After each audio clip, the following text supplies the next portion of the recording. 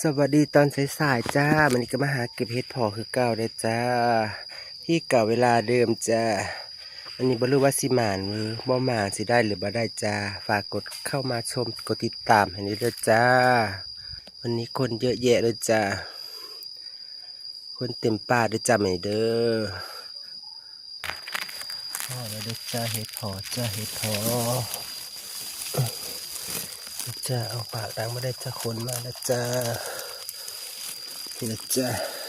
3 ดอกจ้ามาดูจ้ามาหานะไม่ไหวจ้ะเหนื่อยค่ะวันนี้เหนื่อยมากเลย